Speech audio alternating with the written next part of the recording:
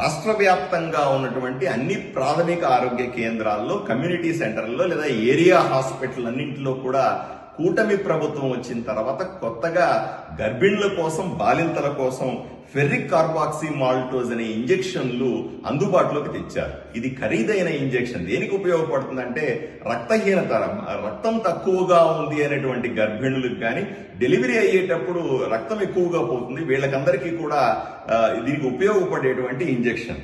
మామూలుగా గర్భిణీతో ఉన్నప్పుడు కానీ, బాలింత కానీ పౌష్టికాహారం, సరైన ఆహారం తీసుకోకపోవడం ఓ ప్రధాన సమస్య.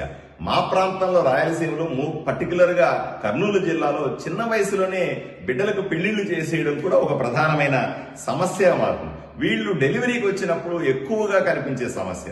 మీకు తెలుసా, కర్నూలు జిల్లాలో ఉన్నటువంటి 87 ప్రాథమిక ఆరోగ్య కేంద్రాల్లో లేదా ఏరియా హాస్పిటల్లో అంతా కలిపి 30 నుంచి 35 వేల డెలివరీలు, సిజేరియన్ ఆపరేషన్లు జరిగితే సుమారుగా 30% మంది ఆడబిడ్డలకి ఈ రక్తహీనత కనిపిస్తూ సీరియస్ అవుతూ ఉంటారు. అందువల్లే రాత్రి నేను తీసుకుని పోండి, పెద్ద హాస్పిటల్ తీసుకుపోండి అని చెప్తా ఉంటారు. అందువల్ల అంగన్వాడీ కేంద్రాల్లో కేంద్ర రాష్ట్ర ప్రభుత్వాలు పౌష్టికాహారం కూడా ఇస్తాయి. దీన్ని తప్పనిసరిగా వాడాల్సిన అవసరం ఉంది. ఏది ఏమైనప్పటికీ కూడా గత వైఎస్ఆర్సీపీ ప్రభుత్వంలో 5 సంవత్సరాల్లో ఎప్పుడూ కూడా ఇటువంటి వసతిని, ఇటువంటి ఇంజెక్షన్లు, మందుల్ని పట్టించుకున్నటువంటి అప్పటి జగన్ ప్రభుత్వాన్ని చూసాం.